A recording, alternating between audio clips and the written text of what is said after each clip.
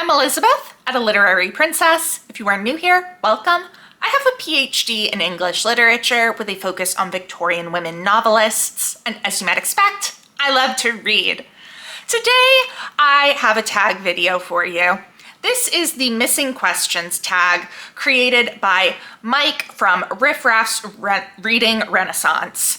I was not tagged, but I needed a video, and I've seen this one going around, and it is asking some really interesting questions that don't necessarily always come up in Booktube tag videos. So we've got 10 questions. Yep, 10 questions. Let's jump in. Question number 1.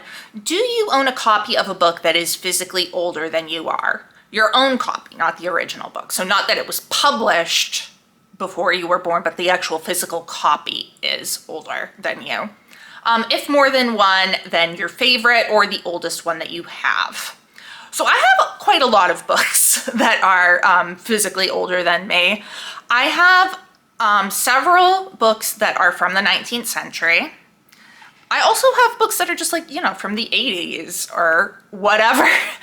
Especially, I have a few of my dad's Stephen King books, and I'm pretty sure I have a first edition of Pet Sematary, which is pretty cool. But I think the oldest one I have is this, which is The Caged Lion by Charlotte Mary Young. Let me see if I can get it to focus on. Did it focus? I don't know. So this is a historical fiction novel by Charlotte Mary Young, and this edition is from 1876. It is very delicate. I got it for like $6. It was super exciting. Yeah, just found it in a random used bookshop. And it's inscribed to Mary S. Can't read the last name. From Aunt Anne, December 3rd, 1876. And then there is also some writing on another page, but I can't read it. It does not look like the same writing. So yeah, no. So maybe Mary wrote whatever this is in the front. I don't know. But yeah, so this I think is the oldest book that I own. And like I said, it's super delicate, and I won't be able to read it from this copy, I don't think. I mean, the bookseller had to like repair it right here before I took it home. And it's old. It's really old. So yeah, gotta be careful with it. Question number 2. What is your favorite kind of Booktube video to watch? Tell us why. So because I am a Victorianist, my favorite kind of videos to watch are ones that are talking about Victorian literature. And like honestly, any kind. Is it a book review about a Victorian book? I'm there. Is it recommendations for Victorian books? I'm there. Is it a vlog about reading Victorian books? I'm there. So you might expect, yeah, Victober is kind of my favorite time of year because it's just everyone's posting about Victorian literature and I am in my glory. So yeah, if it's about Victorian literature, I'm probably watching it. And if I haven't watched it, it's probably because I have not come across it. But that's gotta be my favorite, just anything. Anything about Victorian literature, always. Question number 3, what is your least favorite kind of Booktube video to watch and why? I don't really have one. Like, I enjoy tag videos, I enjoy book reviews, I enjoy wrap-ups, hauls, TBRs, recommendations, vlogs. Like, I can't think of a type of video that I don't like, probably because I don't watch things that I don't like. Like, I'm not gonna watch a video if I'm not interested in it, Like, I don't know. It's just not gonna do it. Because that's a waste of my time, right? So, I mean, I guess I don't watch like recommendation videos about genres I don't like and stuff like that. Like I'm not gonna watch a vlog devoted to reading sci-fi because I don't like sci-fi that much. Stuff like that. So it's really nothing to do with the type of actual video. It's more to do with the content. But yeah, if I don't like that something, I'm not gonna watch it. So I don't have a least favorite kind to watch because I don't watch what I don't like. Question number 4, what is a favorite book about books or reading, fiction or nonfiction?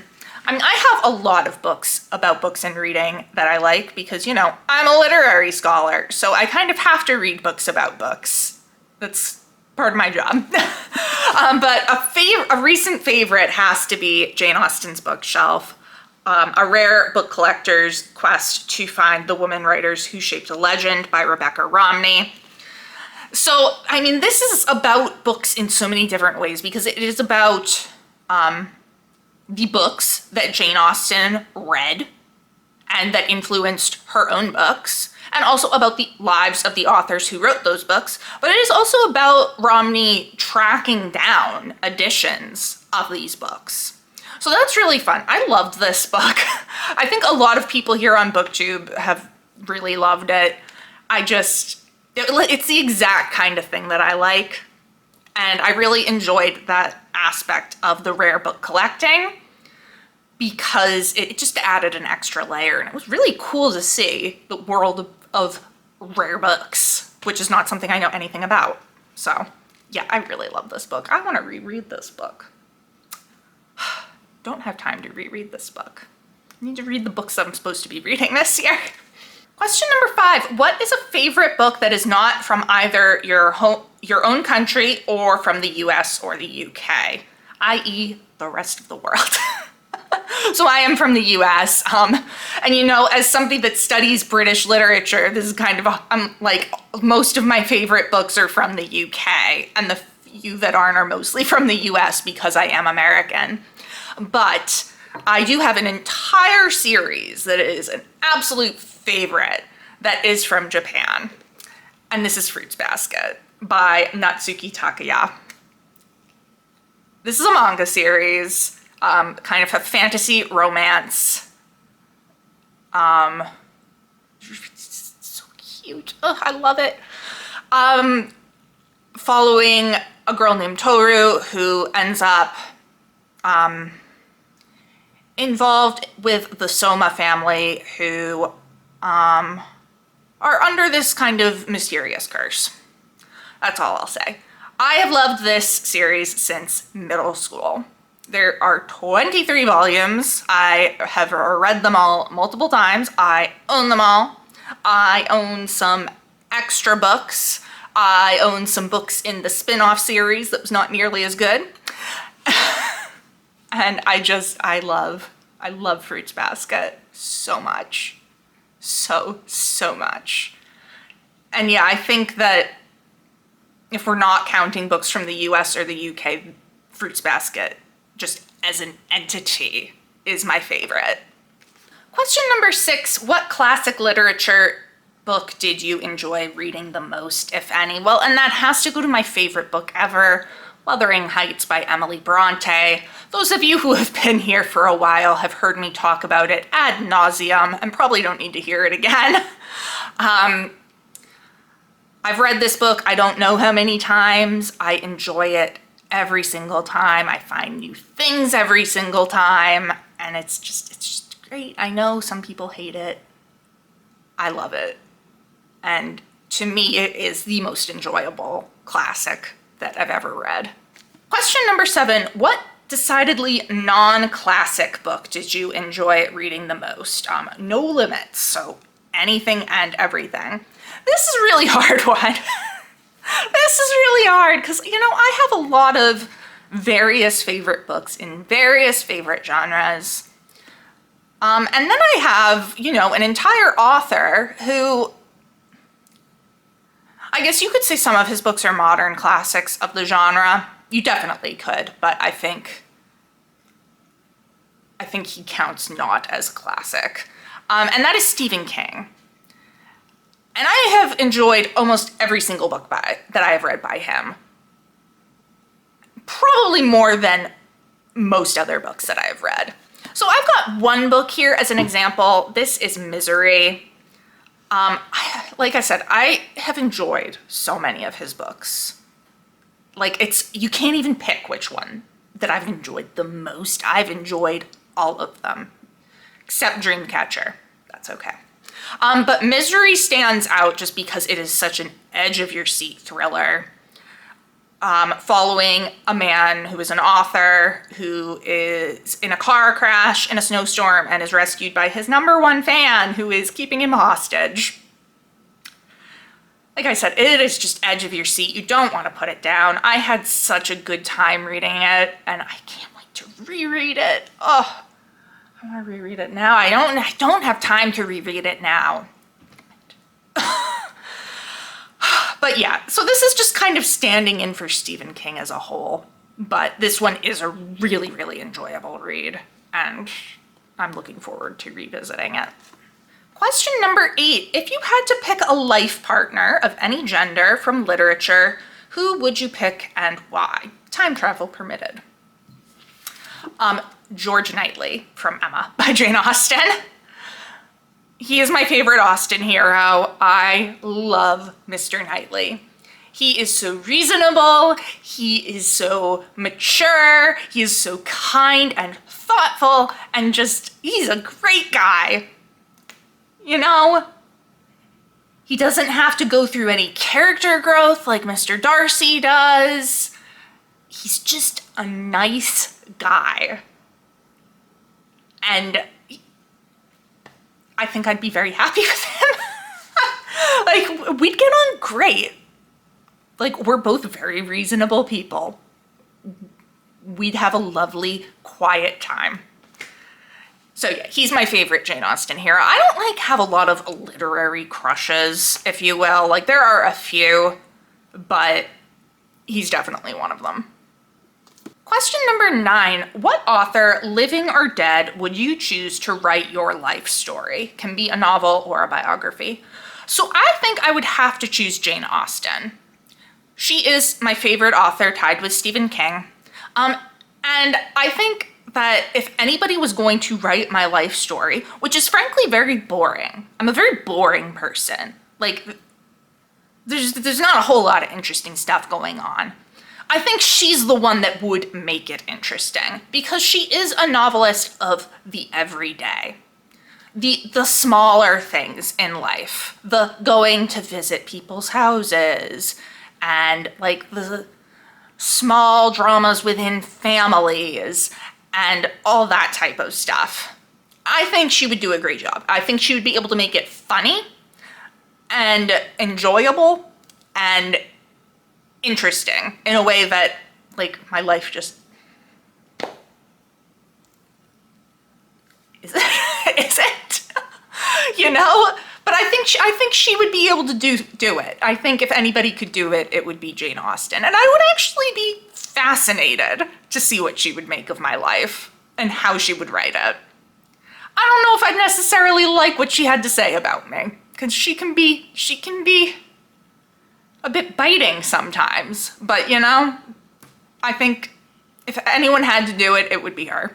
Question number 10. Choose 5 authors, living or dead, to join you on a Booktube live stream chat about books and reading. This is so hard. Like, this is so hard. Because, of course, like, if I just picked my 5 favorite authors, they're not gonna necessarily gel together, you know? Like, I'm not gonna stick George Eliot on a podcast with Stephen King. I don't think they'd get on very well. I don't think it would make for an interesting conversation. I think it would just be uncomfortable. So, like, you really gotta think, okay, who's gonna have interesting things to say to each other? And, like, you know, keep the conversation moving, not stall out over something petty. It's hard, you know? And also, like, what do you want the topic to be? Books and reading? Okay, that's very broad. But like, do I want to home in on a specific thing like horror?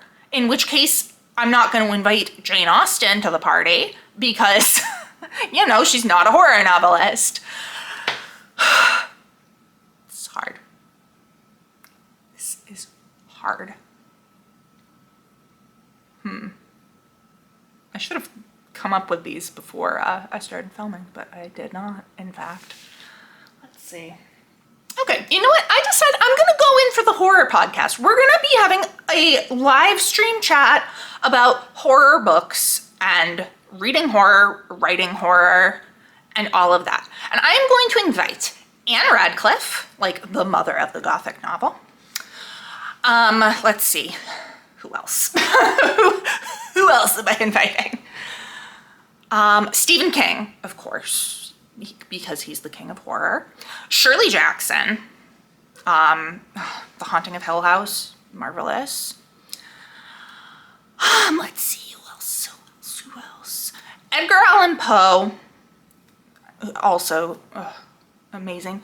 And for like another modern author, Grady Hendrix. Okay, so these are all people who write either Gothic or horror, which are two kind of different things, but horror definitely evolved from Gothic. I think we could have a fantastic conversation about writing things that are frightening, building suspense, and also the evolution of Gothic and horror as a genre. Because, you know, before we got on this live stream chat, I would hope that they would each read at least one thing by each of the other authors, because I'm gonna give these famous, mostly dead authors homework before coming on my Booktube channel. But yeah, so, you know, so that they can see, okay, what are these other people doing and how can we all talk about it?